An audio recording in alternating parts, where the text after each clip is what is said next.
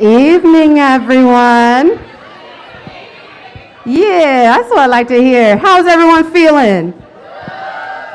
All right. Welcome to all of our folks tuning in either on the live stream or right outside of these doors in the other side of the restaurant. We are here at Busboys and Poets 14th and V. Any of y'all Howard? I was waiting for it, yes. All right.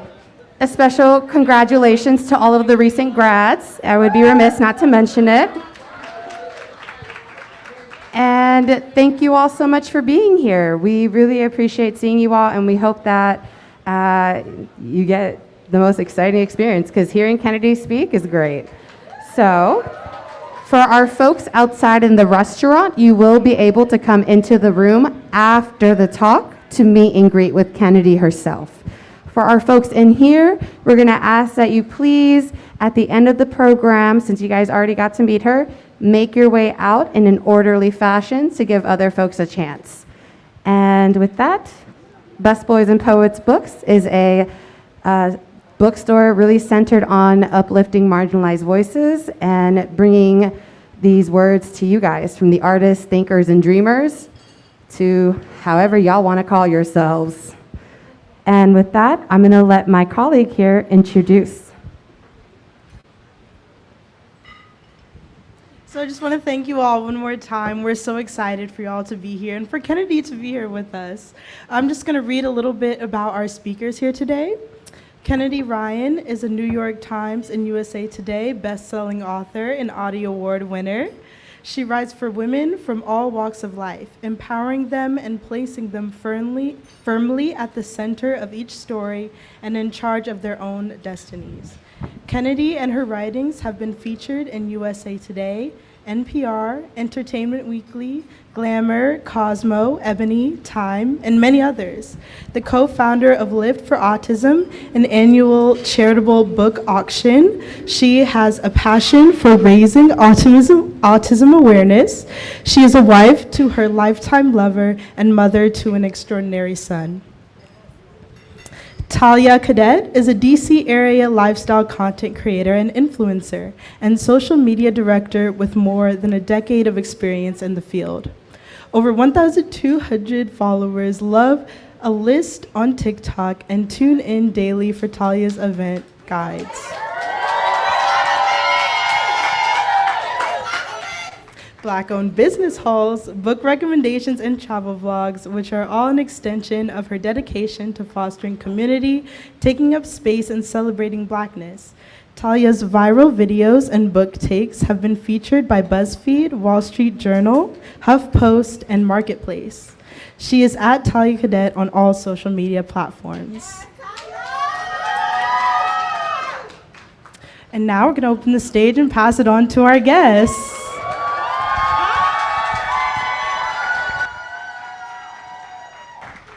Hi, everybody. Wait, is this? Oh, it is on. Hi, everyone.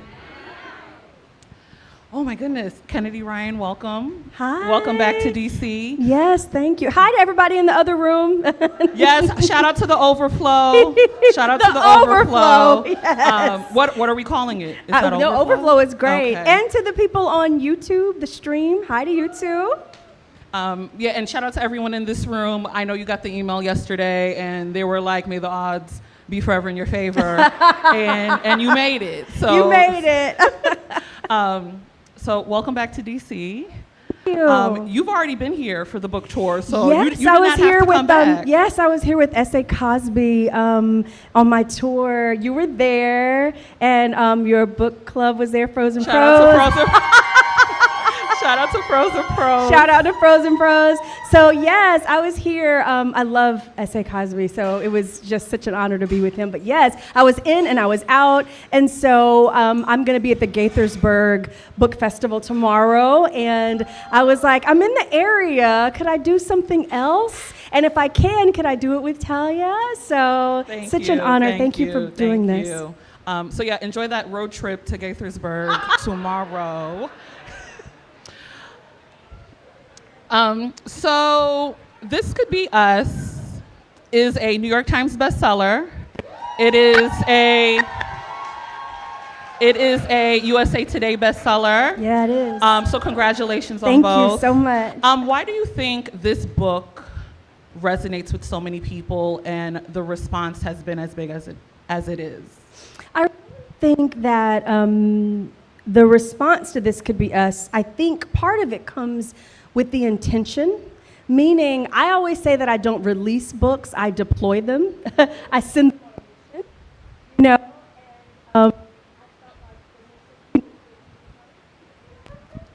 Testing.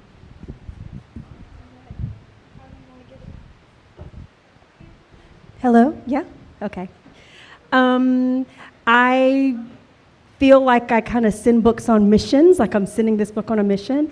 And the mission I really sent this book on was I wanted single women to feel seen. Shout out to us. Shout out to us. Yes, I wanted single women to feel seen. I wanted women who had been hurt in relationships to feel seen. I wanted stay-at-home moms to feel seen, you know, and I really was in that aspect, I was very focused on the vocational validity of being a stay-at-home mom and how it's work. And it's an ambition and it's an enterprise, just like working outside of the home is. And I think that's really timely to talk about how that's the essence of feminism and of womanism is choice, especially in light of the remarks, you know, the commencement remarks about being a homemaker versus, you know, all these things. Like the whole essence of feminism and womanism is that we get to choose and that our choices are valid, whatever they are. That's really at the core of this whole series. You know, Before I Let Go, of course, Yasmin, and then This Could Be Us with Soledad, and then Hendrix, who is childless by choice. Shout out to us. You know, yes. You know, and very ambitious and so all of these women have completely different perspectives on work and what's valuable to them, and yet they coexist, not just in harmony, but in unconditional love for each other. And that's the friend group that I wanted to promote in this entire series. And I think that the only way that we can really talk about, I guess, the success or the reach of This Could Be Us is in context of the Skyland series. It's like Before I Let Go walked, so This Could Be Us could run. And I say that because Before I Let Go really started building a reader base that was broader. Oh, there we go. Oh, it's like a little thing. Okay. It's like a little. Do you want to switch? Because your voice is more. Oh, I'm fine. No, okay. I'm fine. I'll just tweak it every once in a while. Phone charger. Yeah. And so I think that Before I Let Go was really like a predecessor and really laid the tracks for This Could Be Us. And I think that the resonance is just really writing for people who aren't usually seeing themselves to be seen. And the more they see themselves, they tell other people, hey, over here, we're seeing ourselves. Hey, over here, she's telling our stories. And it's not just me. Like, I think it's other marginalized authors, other Black authors, really just growing that readership base. And it kind of just came to a head for This Could Be Us. But I don't usually let myself want certain things because I would be disappointed if it didn't happen, and I hate being disappointed. I really wanted This Could Be Us to make the New York Times list. And the reason I really wanted that was because we hadn't had a Black romance writer on the New York Times list in 3 years. You know, and the last one was Tia Williams, you know, with 7 Days in June, who's one of my closest friends. And the funny thing is that we were together when I found out that, so it was we were on tour together, and we were in St. Louis, and I found out that I made the New York Times list, and I was with Tia. We were on stage that night together, and it's like the person who did it 3 years ago and me, we were there together, so it was very special. And I wanted it for myself, but I really wanted it also for like Black authors to see that we can still do this. Like, it's very, very hard now. It's much harder than it's ever been. That particular list, like the adult fiction list, is the most competitive list that's out there, because that's your Colleen Hoovers, that's your Rebecca Yarros, that's your Emily Henry, that's your Hannah Grace, like that's your Anna Wong. Like, that list is packed and it's hard to get on. And we were essentially erased for 3 years. And so I wanted other Black authors to see we can still do this, and I wanted Black readers to see Black romance is still valuable and in all spaces, you know? So in spaces where we weren't being seen. And so I am very excited about the way this book has been received. It's funny because I thought at first, if you ever look at the New York Times list, it's like always a week and a half ahead. So I looked at it and I didn't see it. And I was like, oh, I didn't make the list. And then like a little tear streaked down my face. And I was like, oh gosh, I really wanted this, didn't I? And then I was like, oh, wait a minute, this is the wrong list. It's not out yet. I was like, okay, there's hope. And then Emily Henry, who's also a friend of mine, she sent me an email saying, oh my God, you made the New York Times list! Exclamation, exclamation, exclamation. And I can't find your cell, so I'm having to email you, you know? So it was a special milestone. And I just, at this room and the room over there and everybody watching and everybody who sold out my tour, like that's who put that book on the list. And I don't take it for granted. Well, congratulations. Congratulations. Now that you've toured the book for quite a while, what has been some of the most profound comments, feedbacks you've received on this book? I think on tour, yes, but also like in DMs and emails, you know, I always say that like whenever authors ask me for like advice and things like that, I'm always like, know what success feels like to you, know what success is for you and not for anyone else, because if you get someone else's success, it feels empty. And so, yes, I want sales, I want to make a living, like all those things, but for me, the first metric of success is impact. And so when I talk about sending a book on a mission and all of those things that I was talking about, and also obviously the autism rep that's in that book is very personal for me. And so I think some of the most impactful things have been women who've reached out, who have experienced the kinds of things that Soledad did, betrayal, you know, by a partner, by a significant other. A lot of families who have children with autism, who have autistic children. A lot of women who are self-partnering. Who are rediscovering their love for themselves. You know, if I'm writing, I'm reading. You know, my background is journalism, so I really like research heavy in my books, and so I'm always reading something for writing. And I read All About Love, you know, by Bell Hooks in preparation for this story, and that's such a self-partnering, self-love discovery journey. There's a funny story. I always am looking for like little road signs that I'm writing the right thing, because like I said, I don't see writing as just vocational. I see it as a calling. You know, I believe that this is why I was put on earth, is to tell stories that would crater in people's lives and impact them, even if only, you know, infinitesimally. I believe that every story in the right hands has the potential to be powerful and transformative. And so that's what I'm looking for. You know, what I'm hearing from people is that this book that I sent out is doing what it was supposed to do. So I was reading All About Love. I was on an airplane. And obviously, Soledad was in book 1. So she already had a name. And I'm reading All About Love. And all of a sudden, I read this phrase in All About Love, Soledad Hermosa. And I got goosebumps because I had no idea that was in there. And so I'm writing about a character named Soledad, and then it comes up in the book that I'm using to kind of buttress these thoughts and these ideas about self-love and self-partnering. And it was just like a road sign, like you are on the right track. All right.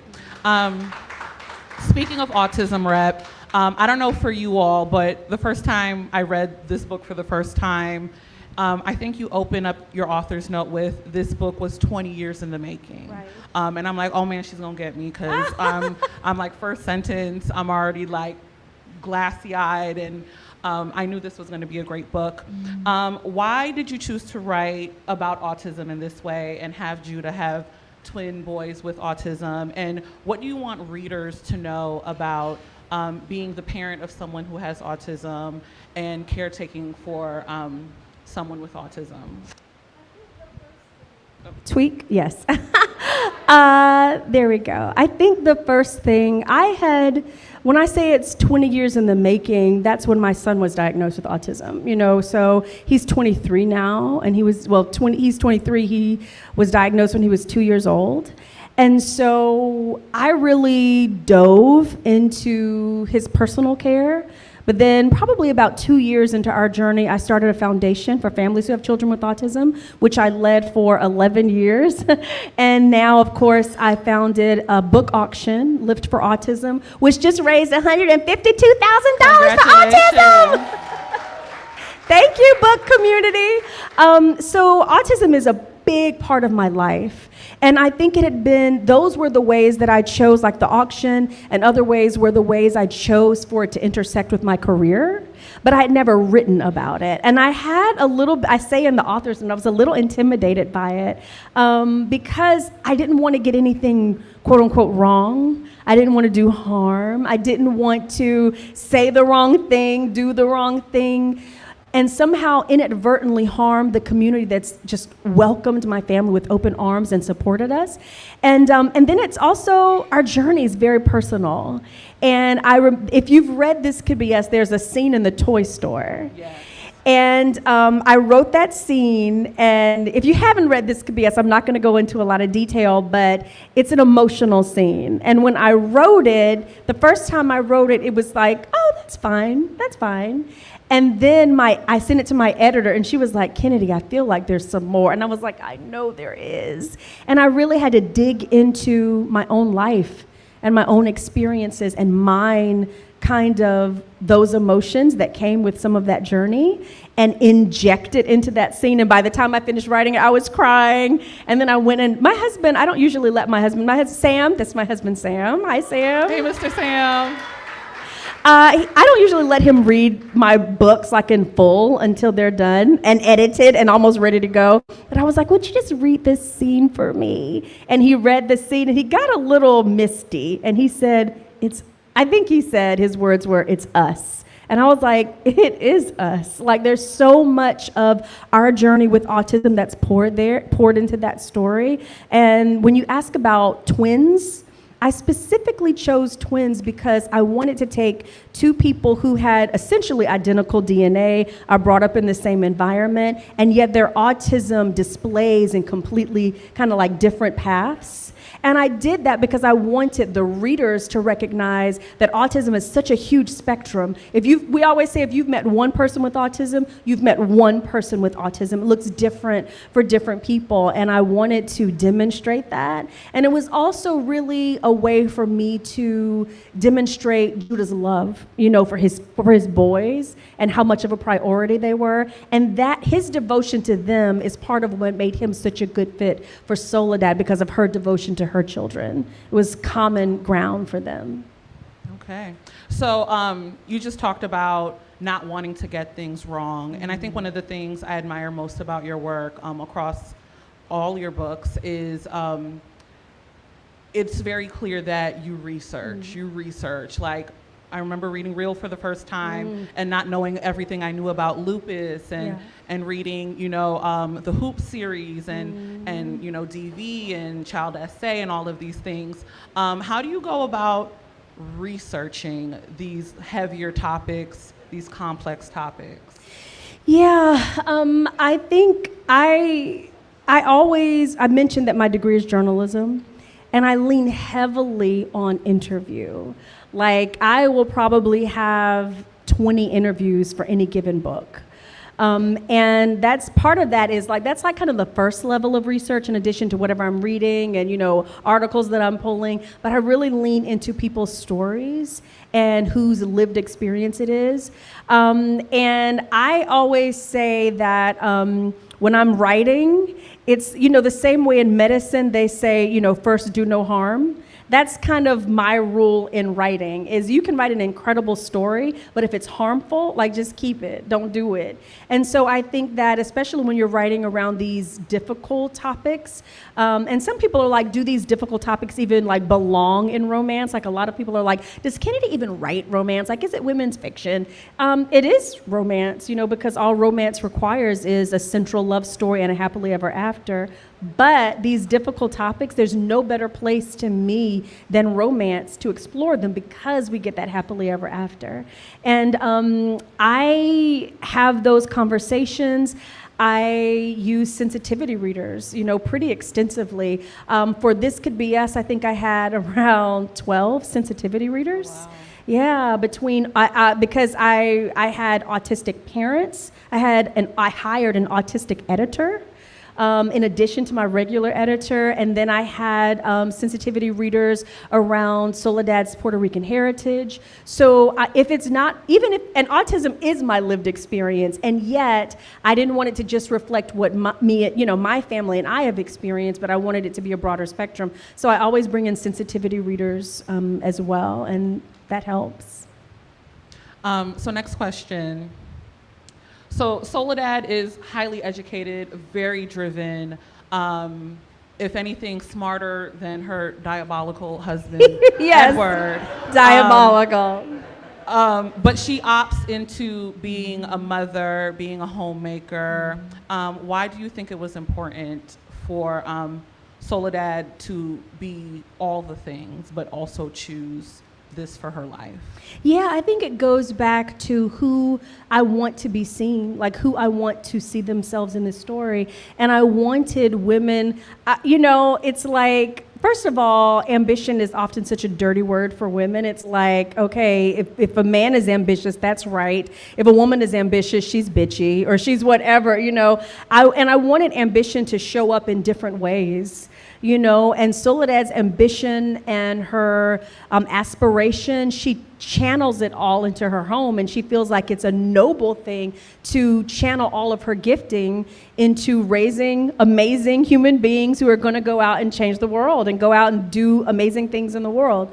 And I wanted that, like I said before, I wanted it to be seen as vocationally valid. I wanted to demonstrate an array of choices for women in this friend group. And that's kind of where Soledad comes from. She's one of these incredibly capable people who chooses to pour her incredible capabilities into her home.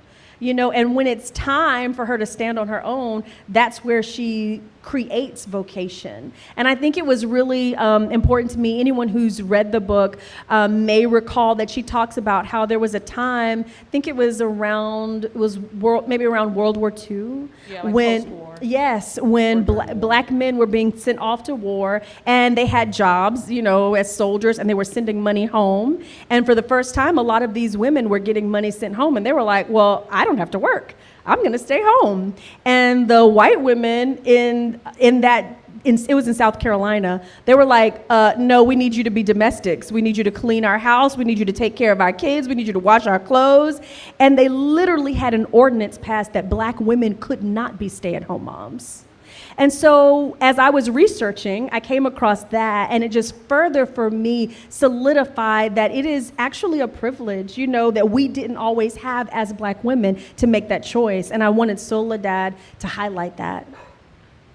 So a lot of this book, Soledad is what you called self-partnered, therefore making this a slow burn because I was mad. I was like, Soledad, please, can you stop and just please give this man a chance? Like he's ready and willing. He's hot and ready, and you wanna go on solo dates. Why did you choose to kind of like delay the romance in the story and have her go through this journey? I think it was very important and realistic because I like to write realistically, and I mean, obviously, you got billionaires, you got whatever, you're like, oh, it's fantasy, but at the same time, there are certain things that I like to treat with incredible realism and care. And especially when there's a healing journey involved, like anyone who's read Long Shot, I get those same messages like, why couldn't she just jump right out of that relationship? August was right there. And that's such an unhealthy pattern, to like leave something that's as devastating as domestic abuse and jump right into a relationship. And so we see a little bit of Iris's journey of healing. And I wanted us to see a little bit of Soledad's journey of of how she healed, how she fell in love with herself, which was essential. That's kind of the point, is you are broadened and deepened when you love yourself, and it broadens and deepens your capacity for love for other people. And so I really wanted her to go through that healing journey in preparation for, loving someone else. Yeah, it's very noble, and Soledad is better than a lot of us. A lot of us would have skipped the healing with the Judah cross. For the hunching. Exactly. Moving on to friendship, and friendship being at the core of the Skyland series. In this book, you say there are not enough sonnets for friendship. Yeah. Why, as a romance writer, you still focus heavily on friendship and kind of balance that against the romance, balance that against the tougher topics. Like, why is friendship central to pretty much all of your stories? I think I'm writing primarily for women, and I think that a big part of us being healthy is having community and is having deep friendships. And I always say that to me, relationships are concentric, meaning you have this tight circle, then you have you have this big circle, but then you have this really tight core of friends. It may even be 3, it could be 4. I don't need 8 really good friends. I need 3 or 4 people who I'm relying on deeply in my life. And I think a lot of times, especially in culture now, we don't know people deeply and we are not known deeply. And I think there is something so healthy and so significant about being known and about knowing. And for me, I think, people ask a lot of times, what was the inspiration for this friendship, this core friendship? Is I have had those kinds of friends. I remember, especially when writing here about autism, I don't tell this story as much as I used to, but I remember when my son was diagnosed with autism, it was on a Thursday, and the next day my husband lost his job.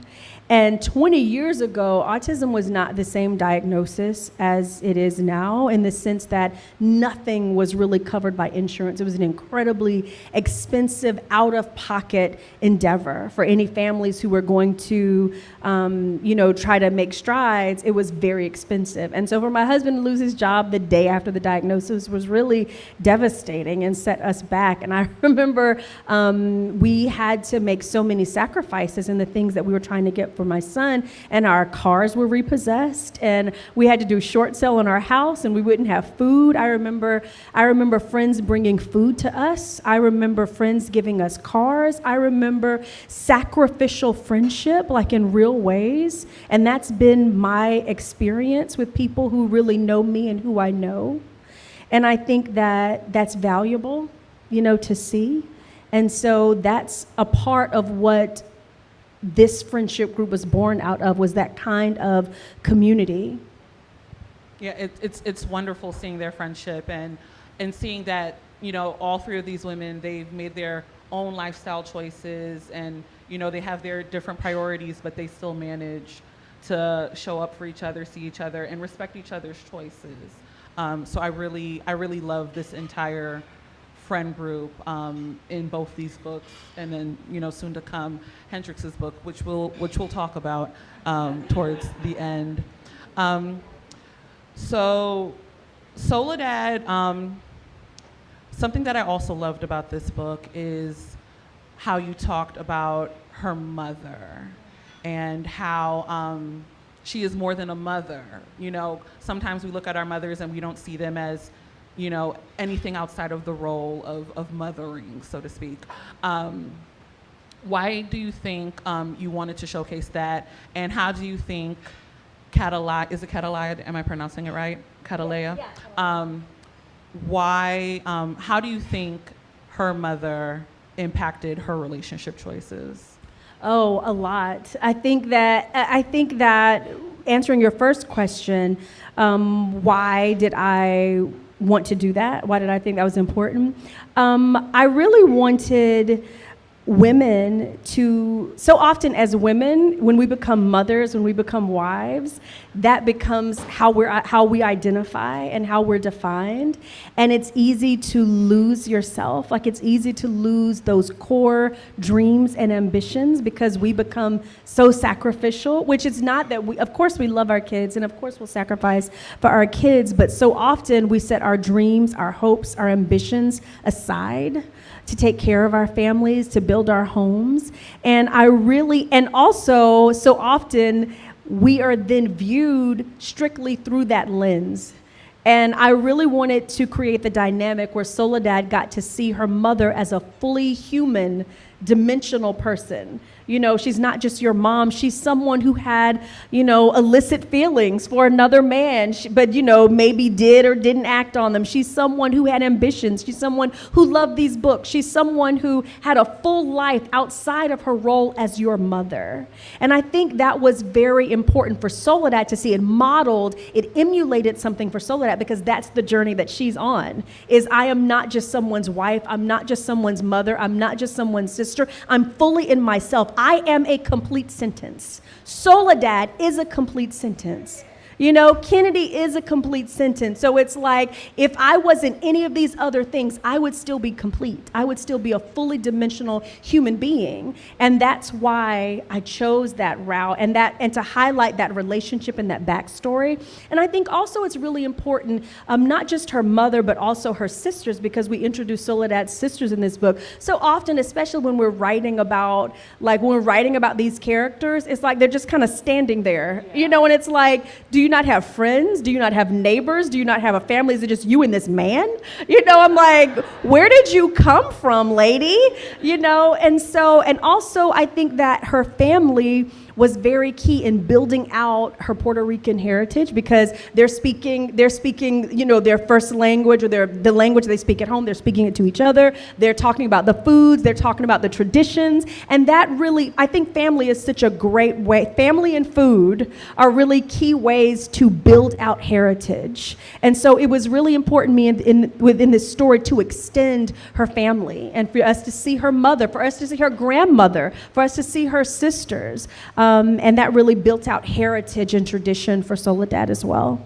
Beautiful. So let's talk about the man. Let's talk about Judah. Shifting gears. Let's talk about Judah. Judah. And I started this question because I'm going to ask it. I don't care how much time we have left. So one thing you know how to do is write a man well established.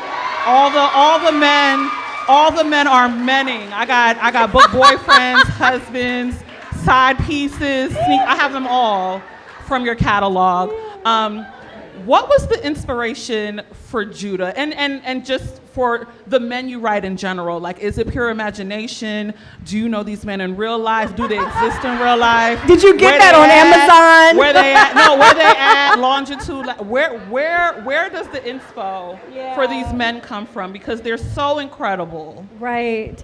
My books are woman forward. Like, I know most of the time in romance, we're looking at that central love story. And it's like, ooh, the book boyfriend, I get that. But I'm writing woman forward books, and the relationship is a part of the story, but there's also this whole other journey that's going on with the woman in addition to a love relationship. And I always answer that question by saying what I do is, first I build the woman. I build the woman, and then I build a man who deserves her. Amen. Amen. Not real life, obviously, but it's great approach. Great approach. And I think that I am very blessed to have I always say this, overall, men are trash. Overarching, a lot of men are just trash. And I have been very fortunate to have some untrashed men in my life, like my husband. Okay, I'm going to start there. Okay. My husband, when people talk about Judah, there's so much of my husband in Judah as a father, Like this scene in the store, which if you haven't read the book, you'll know when you get there. I've seen my husband negotiate that with my son countless times. You know, and the patience that it takes, the unconditional love that it takes, the humility that it takes, and the support that it takes to be that kind of father and that kind of partner, that is attractive, you know? And so when people talk about Judah, of course, he's like, fine, and he's all these things, but they're like, oh my gosh, he's such a great dad. Yeah. And I'm like, yeah, he's a great dad. He's a great human being. I only write feminists. All of my heroes are feminists.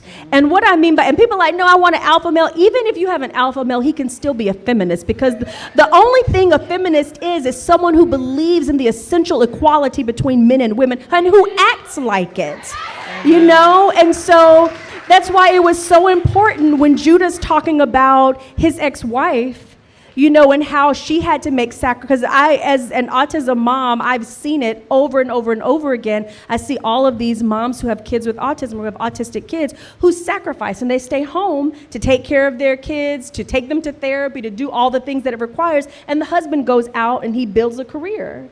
And I wanted essentially for Judah to say, why? Like, why do I get to build my career and you don't get to build yours? So I'll stay home, you go, and then when it's my turn, I'll go and you'll stay home. But this is a partnership.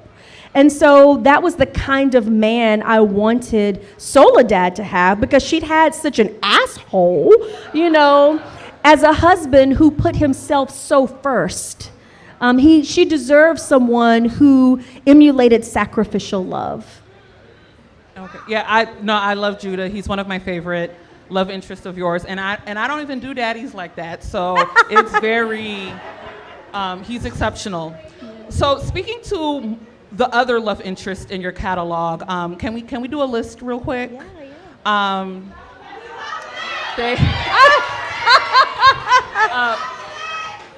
Can you rank? No. No, you're not gonna do it. Okay, no, you can talk. You can talk. Can you rank your top 5 love interests in my catalog? In your catalog, yes. Oh, I know. I don't think I can. Okay, not rank. Can you name 5? You can name 5. I can name 5, yes, and I can tell you things that I love about those 5. I want to hear that too. I think one of my favorite heroes is August West. This is not a ranking. One of my heroes is August West from Long Shot.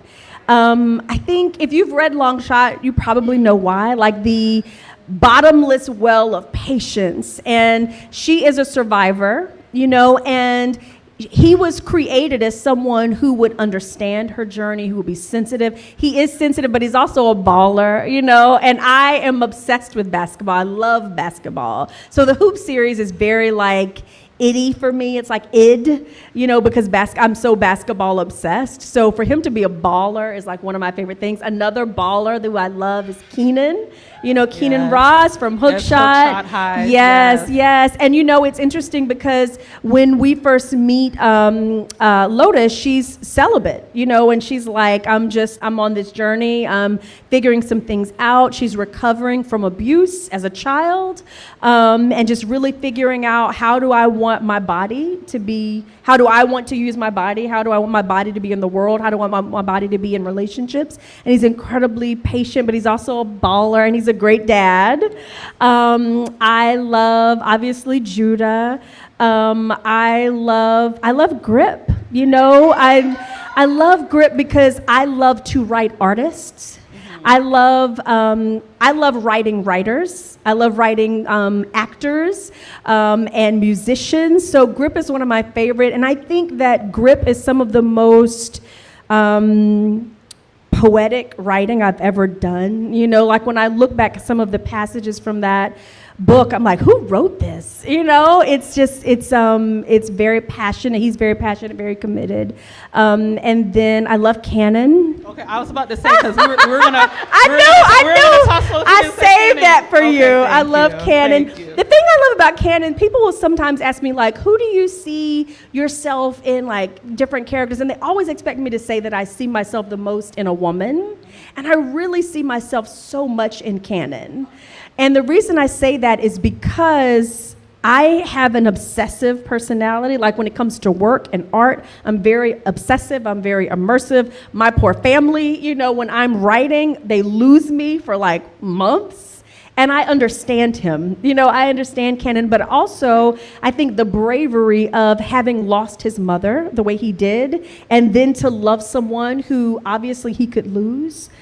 But he's like, it's worth the risk of my heart being broken that way. This amazing woman is worth that risk, and I'm going to support her no matter what. Is that 5? Yeah, that is 5. Okay, that okay. Is 5. That is 5. Thank you. And like I said, if Canon wasn't on the list, Kenan was definitely on the list. Good. So transitioning from the book, I want to talk about representation as a Black author, but also as someone who writes Black characters, Black love stories. Something that was kind of gagged me a bit. So author Robin Lee, one of her books just turned into a Prime movie. And in doing press, she talked about how originally the idea of You was an interracial romance. The heroine was Black, the love interest was white, and she couldn't sell the book. And an editor told her that we already have an interracial romance this year. We're good. We've met the quota. We're done. Right. So she changed both of the characters. Well, correction. Oh. So in the Refinery article that you're talking about, what she actually says, and I've heard a lot of people say that, but what she actually says in the article is that she had written a book before the idea of You, and that book was an interracial romance. Okay. And they said to her, we already have a Black woman, we already have an interracial romance, we already have that. And so that was a separate story that she could not sell. And then she wrote the idea of You, which those characters were it was always a French descended woman and this white rock star. So that story was always what it is. But in the article, she does say that she couldn't sell the interracial romance that she wrote before the idea of You. Thank you for the Yes. correction. And reading that was like, oh wow, that's really messed up. So as a Black author, as someone who writes Black characters, Black love stories, what has it been like, I guess, sticking to your convictions, to readers, to the greater publishing the publishing industry? Like, what has it been like, kind of, you know, standing on business and keeping it Black? Right. I mean, and I have interracial romances. Like, I have interracial romances. That's fine. But when you make a choice, a very deliberate tweet, which I have, you know, to primarily write Black romance, if you're in mainstream spaces, it's uphill. You know, you're swimming upstream in mainstream spaces. I think that we have such a thriving, vibrant Black indie romance community. Yes. And I remember when that kind of first started, because I've been publishing for 10 years. So I know that a lot of the people, not all, but a lot of the people who self-published, it was because when they tried to publish in mainstream publishing, those doors were slammed shut. And a lot of times we end up making our own table because they're like, you don't belong at this table. And so I think it's really important that we have created, a lot of people think of me as a traditionally published author because they know this could be us and before I let go. But I mean, I built my career as an indie author for 8 years, you know, so that I'm a hybrid author, and that community is really important to me. And I tell everybody that's where the most revolutionary love stories are happening. As someone who is constantly navigating mainstream spaces, it requires a lot. I'm usually the only Black person in the room. I'm usually the only person who's thinking about Black readers and Black women. That lens is not there. And so it's a very vigilant posture where you're constantly having to think about that with covers and with editing and with everything. And for me, I think I'm at a place in my career where I'm gonna write whatever I want to write, you know? Right. And so I write out of creative conviction. And for me, part of that conviction is to represent Black love. And I'm very fortunate that I have such a loyal readership, and I have a very diverse readership. But I tell everybody I have a very diverse readership, and my most reliable reader is a Black woman, you know, and so I'm thinking about that. You actually kind of touched on this for my next question. I wanted to know what it feels like being one of the only black faces in the room. And I think if we look at romance, contemporary romance, you're oftentimes the only black author when we're talking about like the big names in the genre. Do you resent that? Do you feel pressure from that? And how do you navigate that? Yes. There we go. I don't. Wait, do you want to? Is it? Let's switch. Okay. I don't resent it. I think in context, because what you're talking about is like when you make these lists, it's like Emily Henry, you know, it's all these big names, and then it's like me and maybe Tia Williams, you know, who is also doing such amazing work as a black author who's writing black romance.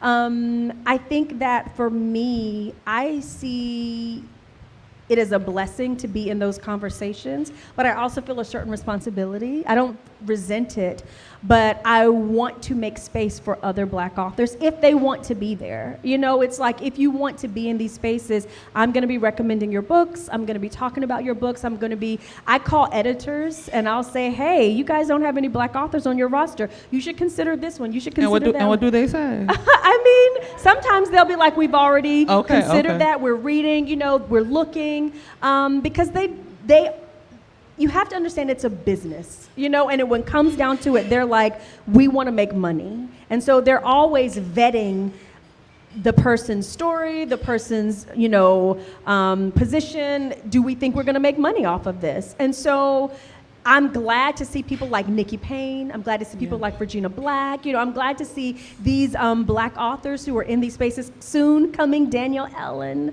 you know, who of course has been such an amazing indie author, and her book, you know, is coming out I think in June. I may have the wrong month, but I love to make room for people like that. I will say that it's not pressure, but it's like, I remember when I was up for the Audi Award for Real, and no black author had ever won that in the romance category. And one of my very well-meaning friends, a white friend, a very well-meaning friend, messaged me on the night that the awards were being announced and said, I just want you to manage your expectations. And not maliciously, but she was like, and she was just saying, because Real was... Mr. Sam, you know who it is? You know who it was? No. But Real wasn't, people don't realize Real was an indie romance. It was. You know, it's been acquired, but when it won the Audi Award, which is an audio book, like the highest in audiobooks, and I'm an audio girly. Same. So when Real was nominated for that, it was a big deal because no black author has ever won that award, but also it was indie. And so her perspective was, it's always a big five. You know, it's always a big traditional book that wins this award, so I just want you to manage your expectations. And I said, you know, I think it was at that time 25 years, I said in the 25 years that this award has existed, no black author has ever won this particular category. So I think my expectations are managed, you know, but I find myself in that position a lot. I don't want to be the only, you know. I am constantly trying to clear space and create space, and if I knock down a ceiling, make sure the hole I create is big enough for somebody else to come through, you know? Wonderful, and it's a wonderful thing that you're doing this for fellow authors. Okay, Hendrix's story. Where are we at with it? Do we have a name? What's the love interest's name? What color is the cover? What are the tropes? What can you tell us about Book 3 in Skyland? You really want some inside information. Yeah, like what? Tell us what's the first letter in the title? What is? Give us something. So I'm gonna save the title. I'm definitely gonna save the title, but I will tell you. You said save or say? I said I'm gonna save the title. Okay. We probably won't reveal the title until the cover reveal. The cover is, I said the other day, we were on a Zoom, because people sometimes think Kennedy probably doesn't have anything to do with her covers. I am obsessive about those covers. They hate me. By the end of us like working on a cover, they're like, we hate Kennedy. Like, I am incredibly involved in I choose the photos, I choose the color scheme, I chose the font. You know, it's like I am in a micro way involved, specifically in the Skyland covers. And we were looking at Hendrix's cover the other day, and I was like, I think this is my favorite cover of the whole series. Okay. Like, can you give us a hairstyle? What's the hairstyle? Because we know Hendrix is the hair's gonna be laid. I will just say that I found this photo before the photo for Before I Let Go, and I have sat on this photo for almost 3 years because it wasn't right for Before I Let Go, because of kind of like the deep breath recovery posture that we wanted for that cover. It wasn't right for that one. With Soledad, I really wanted her to have like the long curly hair, you know, like reflecting her Afro-Latina heritage that way specifically. And so I just waited. And when they said, what are you thinking about Hendrix? I was like, bam, you know. I have had this cover for this picture for 3 years. So can you give us a trope? Like, yes. Like, come on, like, yes. Give us a trope. Okay, so you know she's childless by choice. Yes. Like, and I have people sometimes on Twitter and stuff say, is Hendrix gonna get pregnant? And I'm like, why would I do that to her? Amen. She's already told us she does not want them kids, you know? So she's childless by choice, which is not something we see very much in romance. And people are like, in the epilogue, I'm like, no, not in the epilogue. Like, she's not gonna have kids. We have a billionaire. Yes. I mean, all your characters got money now, so I'm not mad at all the characters got money. You don't write broke men. So okay, so I don't write. I always said I'm not writing wealth, but I'm writing aspiration. And an aspirational man will not be broke ass. Amen. Yes. So I write aspiration. That's what I always say. So I feel like we're coming up on. Are we coming up on time? Okay, let me ask one more question. So the TV adaptation of Skyland. Yes. For those who don't know, all 3 books have been optioned. It's going to be like a universe, okay? So, and this is for what, Universal TV? Yes. Okay, yes. So Peacock. where are we with that? Are the writers selected? Have you done casting? Are you at the auditions? What's going on with that? My producers could be watching, and they're like, you better not. So we are working really hard, and we're making a lot of progress. Of course, we had the double strikes last year, and that really ground everything to a halt. But I'm telling you, as soon as the strike was over, they were like, let's jump back in. For those who don't know, I have an amazing team of producers, John Legend. Okay. Which is amazing. If you watch like the Best Man franchise, the movies and the show, Malcolm D. Lee. Yes. And Deborah Martin Chase, who literally is just nominated for 13 Tonys like last week, and you know she's a legend. Like Deborah Martin Chase is a legend. She's the first Black woman to ever get an overall deal with a major studio. Like she's been around and she knows what she's doing. So those are the 3 producers, along with me. I'm an executive producer too. Of course. Amazing. I can't tell you everything. We are talking about casting. We are putting in place the visionaries there's some very big steps that come in this process. And I will say that we have gotten past a few of those really big steps as far as writer, showrunner, that kind of thing, and attachment, but we haven't announced it yet, so I can't say anything about that. Okay. But I will say that we have cleared those hurdles. And so it's going to be at Peacock, and they're very excited about it. It's so funny because at the, I was having so much FOMO when the LA Times Book Festival happened, and my team at Universal, who are amazing, they sent me photos, and then my author friends started sending me photos because Universal had banners up with Before I Let Go, the Before I Let Go cover saying coming soon to television. And it just felt so real, you know, to see them saying this is happening, we're excited about it. I was in LA 2 weeks ago. Universal has a book club, and they selected Before I Let Go as their book of the month. Universal Television does, and they did interviews, and everyone was just so excited about it. And so Peacock is really excited about it, and yeah, I mean, it's happening, you know? It sounds like coins to me, so congratulations. Congratulations. Are we doing Q&A? All right. Thank you so much. Thank you. Thank you so much. Thank you so much. How are we going to go about the Q&A? So I'm gonna have people raise their hands. We won't be able probably to get to everyone, but we're gonna try to get to as many people as possible. Maybe we'll start a couple in the front and kind of work our way back. Any questions right here? Hi, my name is Ariana. My question is, what do you have, like any guidance for creative writers now? Because I'm in school, and so I just wanted to know if you have like any guidance. You said advice? Yeah, advice. Advice for writers? Mm-hmm. I think one of the big things I always say for writers is know why you write. You know, like I have kind of like this calculus for writing a book, and it looks different for everybody, but mine is artistic urgency, creative conviction, and intellectual curiosity. And if that kind of like rubric is not there, I'm not writing that book. You know, like but I didn't always have that. I know right around when I wrote the Grip series, a shift happened for me as a writer. Because when I first started writing, I was just like, this is what people write. Oh my gosh, somebody wants to publish my book, I'm gonna write whatever.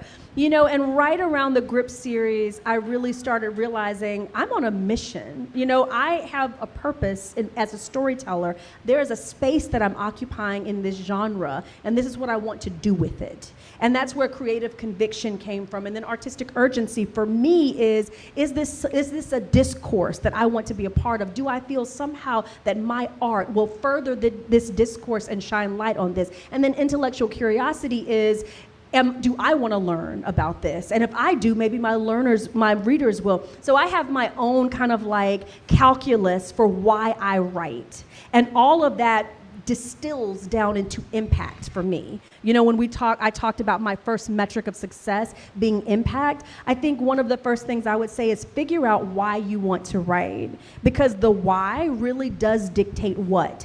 And it's fine if you're like, I want to write because I want to make money. Then figure out, you know, what you think will do that. Not that you can't write the way I do, which I'm never looking at trends. I'm never looking at what other people are writing. I'm never like, oh my gosh, billionaires are so big right now. Like, that's not how I determine what I write, but there's nothing wrong with that. And looking at trends and what's hot and what's moving books. But it's just, as an individual, knowing why you're here and what you want to say. You know, and for me, I have like certain touchstones. Like for me, you know, Baldwin says writers are disruptors, you know, and Nina Simone says that an artist should reflect the times. Those are my touchstones. Figure out what are your touchstones. You know, what are the things that drive you? What are the things that ring and that register for you? Who are the people? For me, it's Baldwin. You know, it's Nina Simone. It's, you know, those are those artists who really, for me, are like, that's what I'm here for. Toni Morrison, you know, that kind of thing. So can you move back this way? Or 2 hands, 3 hands. Hi there. So Skyland is proof that you are engaged in beautiful world making. Do your books sort of unfold for you as they do for us as readers, or do you already know the destination once you start? Each book is different, you know. I think some people don't realize that I actually wrote the first version of Before I Let Go like 15 years ago. It was your first book? It was my first book. Before I Let Go was the first book I ever wrote, but not the first book I ever published. And I just kind of was like, oh, this is trash, you know. And then years later, when I was kind of invited to come back to publish traditionally, I really didn't have anything I wanted to say. You know, I'm not one of those people who is like, I always say, like, so many authors are like, oh my gosh, I have like a million stories in my head at any given time, and I just don't know what to write. That is not me. I only have one thought at a time. I only have one book usually at a time, and it's usually, there's an impetus for it, and it's usually female rage and indignation. You know, like, those are the things that, you know, injustice, like, those are the things that motivate me, and then I'm like, I'm gonna build a romance around this, you know? And so with Before I Let Go, there was part of it existed, but I always say that Before I Let Go was waiting for me to grow up. because that was 15 years ago, and I've grown so much as a mom. I have one of the big things when I talk about sending a book on a mission, one of the big things was before I let go was mental health and therapy representation, specifically normalizing therapy, normalizing medication specifically for the Black community, and destigmatizing therapy for even more specifically for Black men, and showing someone who was resistant to therapy in the beginning and then over time understands its value. So for me, that's kind of like, it's like, what does this story require? Skyland as a universe did kind of come fully formed in my mind just because it's based on actual places in Atlanta, which is where I've spent the majority of my adult life. So places like East Atlanta, Virginia Highlands, Inman Park. Like if you're familiar at all with Atlanta, you will recognize shades of those places. And I just kind of built it up as an in-town community. So I hope that answers the question. Also, just want to remind everyone to really speak into the mic so outside can hear. Thank you. Hi. Hi. Hi, Corinne. I just want to ask, of course, like your work is totally rooted in diversity, but in this particular case, we're talking about Black love, and we love that. However, my question is, what advice do you have for Black women who deeply desire Black love, but at times they feel like it might not be a possibility in their love story? How much time do we have left? I think you're asking like women finding love outside of their race, like in a different community? More specifically, holding to the belief that you will have Black love for yourself. Yeah, I think that's such an individual choice. Like, I think that you have to decide how you want to be loved. And if you make the decision that that's very exclusively like it's going to be a Black person, a Black man or a Black woman, that's your, individual choice. And for someone who says, I just know how I want to be loved, and however that comes, I'll take it. I think that's an individual choice. Like, I would never dictate that, but I would just say, I think first loving yourself and whatever, I will say this, however, wherever you end up, don't settle. Don't lower your bar.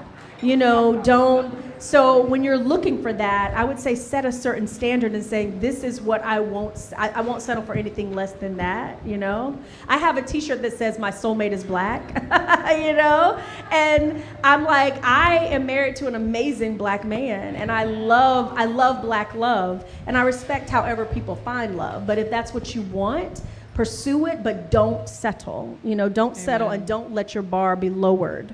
Amen. Because you'll regret that. I must say, being an avid romance reader, I think I guess you could see it as a negative. One of the negative side effects of romance is the standard. Like, I'm real stressed now after reading all of these romance books, and it's like, if y'all are not like, oh yeah, sorry, I got a phone charger. But yeah, reading your books, reading other authors, I'm like, oh yeah, if they're not like this in the books or like close, y'all could keep it. So I will say, right, and it's like there's a question where people are like, I've talked about this before, where people say, do romance novels set unrealistic expectations? And I don't think that when I say I don't think they do, I'm not talking about he's a billionaire, that's not what I'm talking about. I'm talking about respect. I'm talking about someone who listens to what is important to you and then wants to be a part of making that happen. I'm talking about someone who will be faithful to you. Like, those are not unrealistic expectations. I don't care if you're Black, white, Asian, I don't care. Like, if you're not gonna deliver that, it's not a real love story, so. Okay. Yeah. Sorry for interrupting. Oh no, you're right. Oh no, because the Q&As. She's like. No, I know I'm in trouble. Because it's already like 7 something. Yeah, they're like, we gotta get it. Hello, thank you both. This has been an incredible conversation. So, Kennedy, we're all appreciative of the journey. We're seeing the culmination of years of research, love for books, and just how you've evolved as a person, as a mother, as a writer. But I'm curious around, like, what was the genesis of this, right? Was there a book that set you on fire? Like, what set you on a path to become the amazing writer you are today? Gosh, I don't know if it's one particular book. Like, I've been writing a very long time. I started writing, my background is journalism, like I said. I started writing for like my city newspaper when I was 17 years old. And then I got my journalism degree, and writing has always been a part of my life. I think that what has been really crucial for me, it's more than certain books, it's certain authors who have been catalytic for me. I mentioned Toni Morrison before. One thing about Toni Morrison is of course, I love her books, but I love her interviews. Like, I just love to listen to Toni Morrison talk about writing as a Black woman in mainstream spaces and not compromising that. And she has this one quote, I'm gonna misquote it, but a white interviewer asked her when she was going to start writing for the mainstream. And at this point, she had already won the Pulitzer. And she was a New York Times bestseller, and she's like, does it get any more mainstream than that? And she said something to the effect of, I don't think you even believe how racist what you just asked me is, in the way that only Toni Morrison could, with grace in a situation like that. And she said, but I understand what you mean, because you're basically you're asking me, when am I going to start putting white people at the center? And her response to that was that she writes books that are so compelling about people who feel like her and look like her and who she wants to reflect. She writes books so compelling that she brings the center to her. And that is my perspective. Not that I'm Toni Morrison, but stake your claim, stake your space, and then expect that the people who want to read it will come to you, and that you will build a readership, you will build an audience for what's important to you. And I would rather do that than be at the center and write to the center, and then whatever happens there doesn't really reflect what burns inside my heart to do. And so I would say that there are writers like that, and like Baldwin, and romance writers like Beverly Jenkins, who I idolize, who really just stood their ground as Black authors, writing in mainstream spaces and said, this is what I'm gonna do, and who wants it will find it.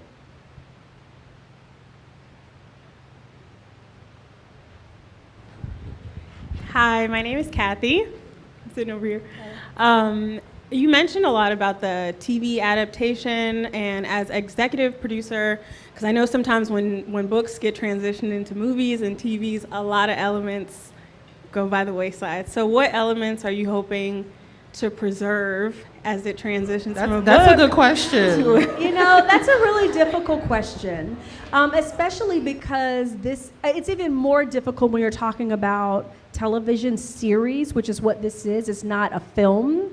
And our goal is for it not to be a limited series, but for it to be an ongoing series. Yeah. Oh, yes. Is that news?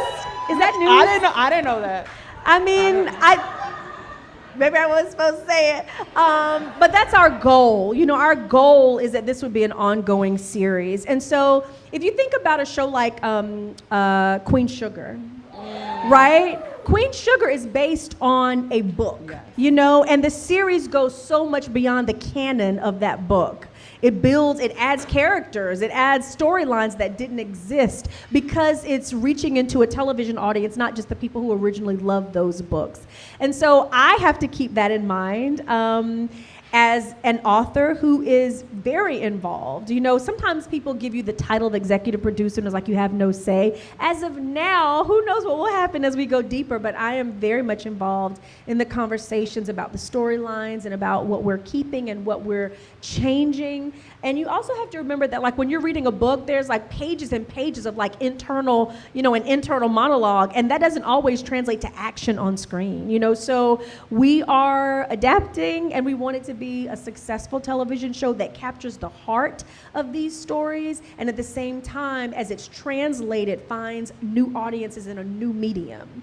And so there are certain elements that I can't say the things that I'm fighting really hard for, but I'm fighting really hard for certain things.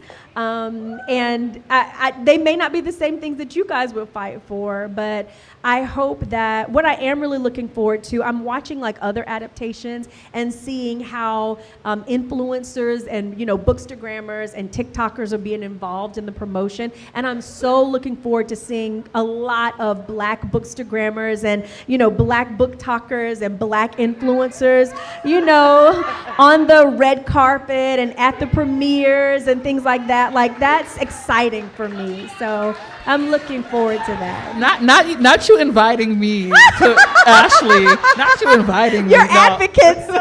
Thank you. But that's, I mean, there's a lot that I'm excited about. And I will say nothing is ever guaranteed. Like there is, I can't remember which author it was, but like literally, I think it was Netflix, had literally finished the whole series and then canceled it. So you never know what will happen. So I'm just like praying and, you know, hoping that the enthusiasm and all the work that we're putting in now will end with a great show that we can all be proud of. Yeah, fingers crossed. And if you need backup at the at the studios, but they call are us. excited and invested and pouring a lot into this. So we're gonna do about 2 more questions. I saw someone right here. Mine's is really quick. I'm Latavia. I don't have a question. I just have a wish list for the adaptation. I just want to nominate Reagan Gomez as Soledad and Makad Brooks as Judah. And that's Wait, can you say who for Judah? Makad Brooks. I'll allow it. I'll allow it. You have to understand, people at signings, people bring me PowerPoint presentations. They email me PDFs with like a tree with all of the characters. They print out actors' IMDb pages and bring them to me with like Judah at the top. And like, people are so invested in the casting, and I don't talk about it anymore. Like when you have a book that people are like, who would you fan cast? And you're like, oh my gosh. But when it's actually like being cast, you know, I don't talk about it as much anymore because I don't ever want it to be on record that I was like, I want it to be this person, and then it's someone else. So, but I hear everybody's wishes. I get their PDFs, I get their PowerPoint presentations. I actually send them to the producers. Yes. And I'm like, you guys, look how excited everybody is. Look how invested everybody is, and it makes them excited Yeah, too. my book club has fan casted for Skyland. And I think, you know, I could resend. Okay, if you, yes. You know, I could Yes, resend. please. Okay, so one more question.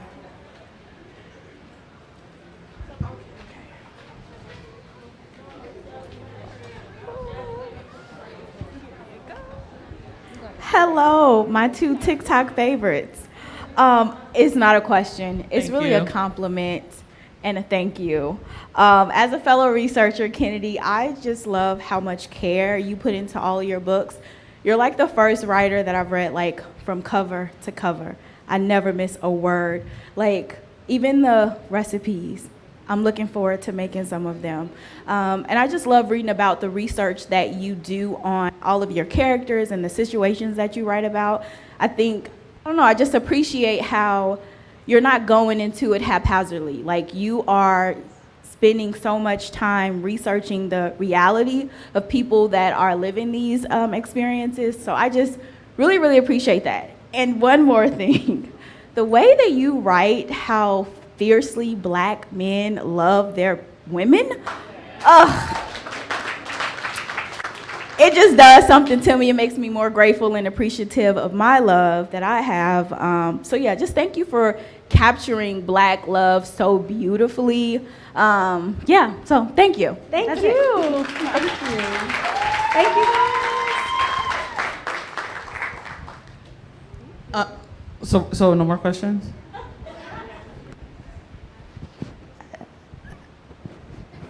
Does anyone have a short one?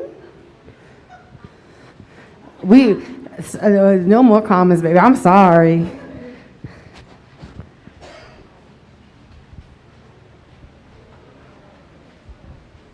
Hi, I'm Cindy. I think I asked you this a little bit earlier, but of the three ladies that we've seen so far and that you've talked about, Hendrix, Yasmin, and Soledad, which one do you, I know you don't want to rank your characters or anything like that, but which one do you identify with or connect with the best or have enjoyed writing?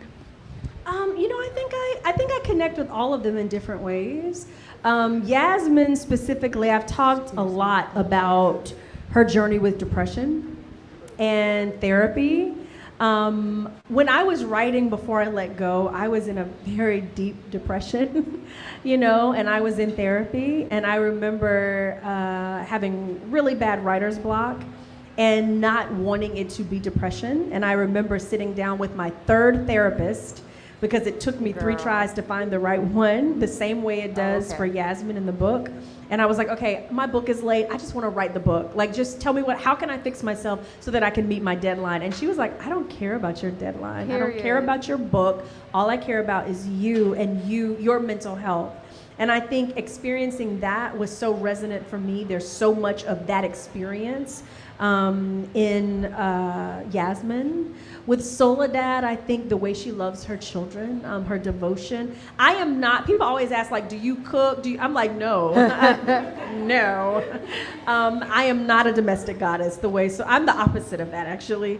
But that's not the part of Soledad that's most resonant for me. I think the part that is her love for her children. And also in that book, there's so much of the autism rep that's so resonant for me, and that was kind of a palette for me to paint that on. And I'm writing Hendrix now, and it's interesting because Hendrix is the most like boisterous character. She's the one everyone thinks is so funny, and whenever you have someone like that, it kind of it has the potential to flatten them into just the funny one, the one who's always the rich auntie. But there's so much dimension to that experience, and she's very bold, but she loves very deeply, and she is very clear on what she wants her life to look like.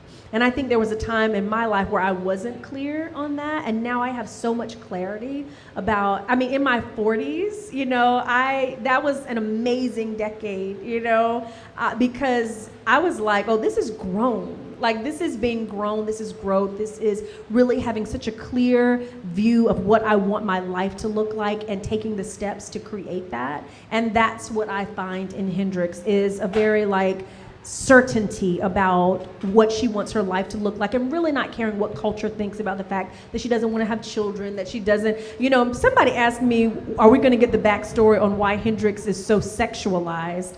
And I was like, no, she just likes sex. It's not, there's no trauma. It's just she just is. I was like, on Twitter one day, somebody was like, are we going to get the backstory on why Hendrix likes sex so much? And I was like, if you've ever had good sex, then you know why she likes sex so much. So there's no trauma. It is a woman with a healthy sexual appetite who is not allowing culture to judge her for it. So I'm like, that's what Hendrix is, That's her particular story. All right, that was a beautiful way to end things. Thank you so much to Kennedy and Talia for joining us tonight. Now, not to rain on y'all parade, but that first applause was a little weak. Can we give them a little something more?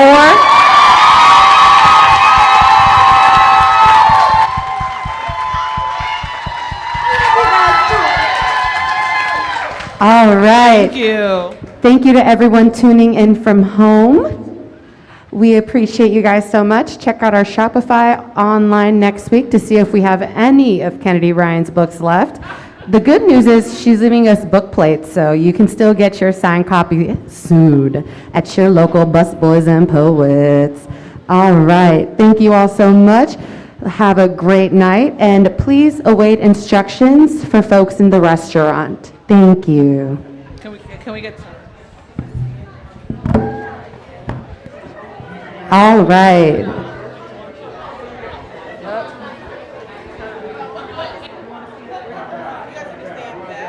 All right. To my friends outside of the room, we